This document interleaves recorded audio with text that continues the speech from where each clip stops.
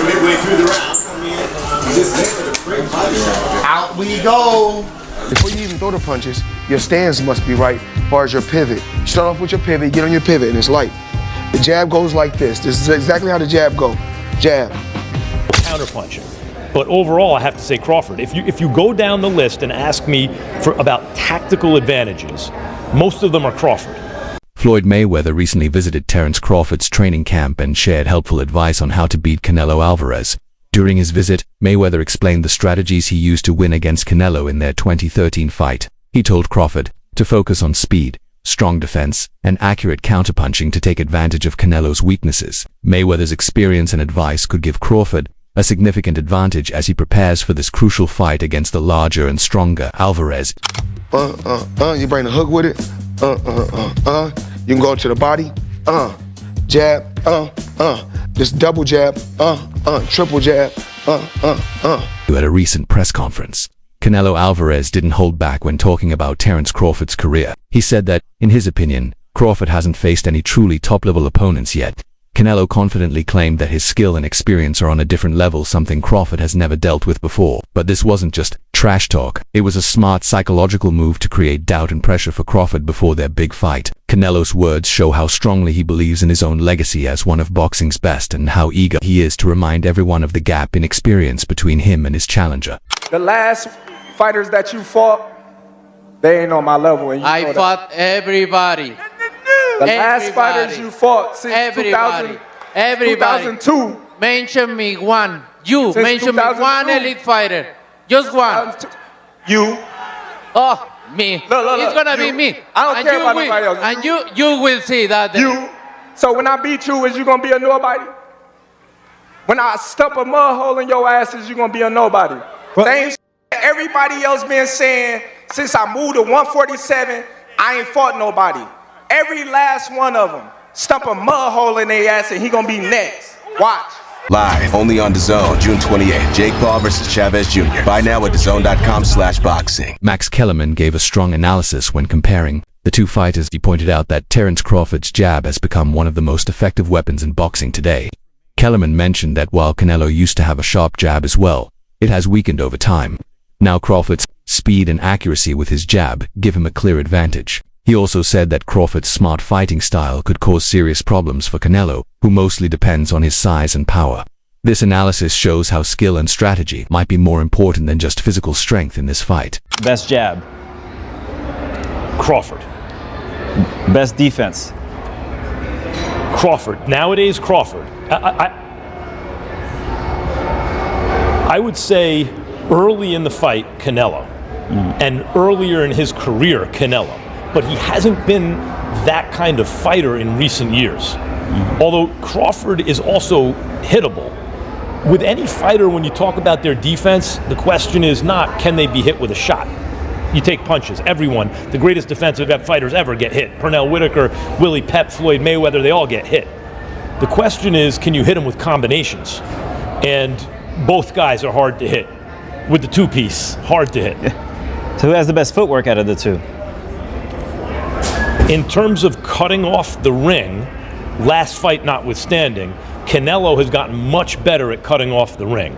But early in his career, he had a problem with that and was much more comfortable counterpunching. But overall, I have to say Crawford. If you go down the list and ask me about tactical advantages, most of them are Crawford. What Canelo has is size, and as a result, physical strength and punching power. Canelo also has a great chin. But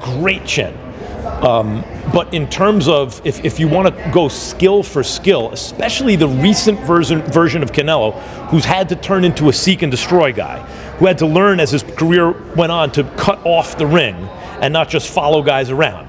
Like Lara, Trout, Floyd, he followed those guys around. He had trouble because he's really a natural counterpuncher who wants you to come to him. Nico Ali, the grandson of Muhammad Ali, has openly shown his support for Terence Crawford. He said that Crawford's character and skills in the ring are outstanding. Ali praised Crawford's dedication, discipline, and talent, and believes he deserves to be considered one of the greats. His support shows that Crawford's impact goes beyond just wins and titles. It's also about the respect he earns from people connected to boxing's greatest legacies.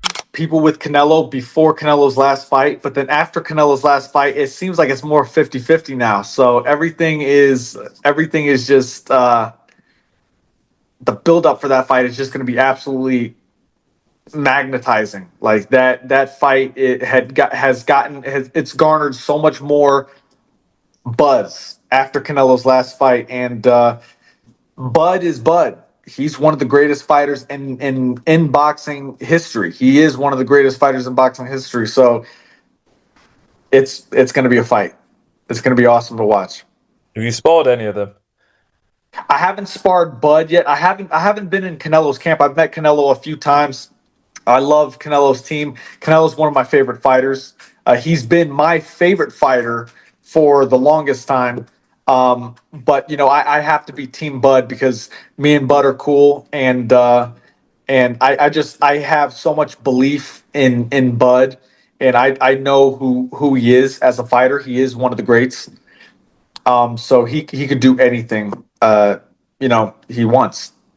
And being around both of them and seeing how they work and train and things like that, what makes both of them the fighters they are, in your opinion?